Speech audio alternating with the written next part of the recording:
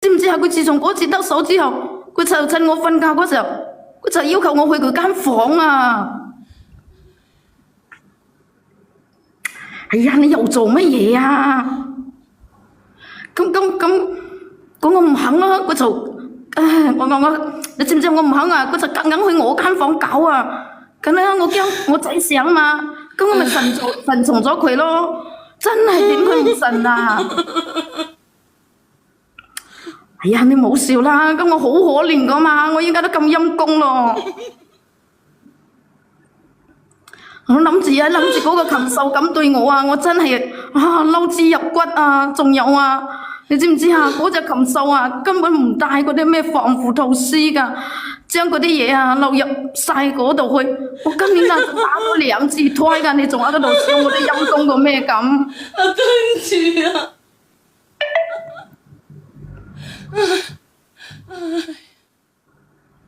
哎呀，你冇咁奸啦，好唔好啊？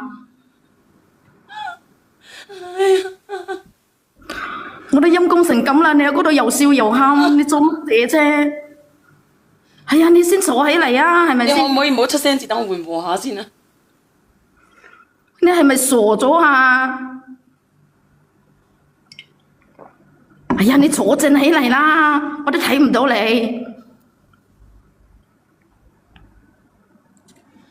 哎呀，你坐正啲啦。唔係啊，我咁你同佢講對唔住啊，對唔住，我冇幸災樂禍啊！你點解咁樣講我啫？我係唞氣啫，點解你哋會咁樣講我嘅？哎呀，你冇喺度笑啦，係咪先？咁我同你講啦，我今年啊都打咗2次胎噶啦，我真頂佢唔順啊！我依家好崩潰啊，我好想擺脫佢，佢又經常威脅我，你話點算啊？仲有啊，小燕姐姐，嗰隻禽獸啊好邋遢噶，我都唔知佢有冇喺出面揾過嗰啲墨爾燜雞嗰啲啊，因為啊佢搞過我之後啊，我嗰度啊經常唔舒服啊。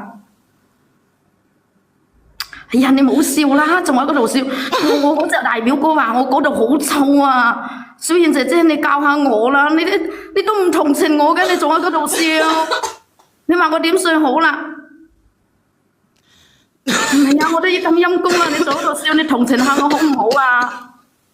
仲喺嗰度哈哈笑。我冇笑啊！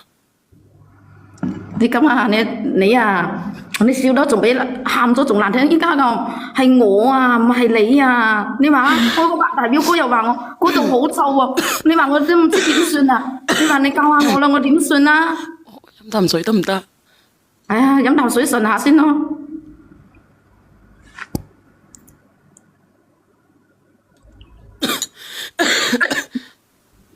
有冇人可以攆過上嚟啊？我有啲唔係好舒服啊，講嘢講唔到，可唔可以有個人攆過上去啊？我都話唔係唔尊重啦，我都唔想啊，我都離開咗噶啦。哎呀，快啲啦！小圓姐忍得好辛苦啊，靚女，咁你懷疑你嗰啲咩？你揾小圓冇用，我哋自己去檢查下咪知咯。懷疑冇用噶。唔好意思，我唔係唔尊重，我都已經走開咗啦，我都冇俾你睇到我個模樣，點解你哋會咁嘅？小圓嗰個喉嚨唔舒服㗎，我知㗎，小圓個喉嚨。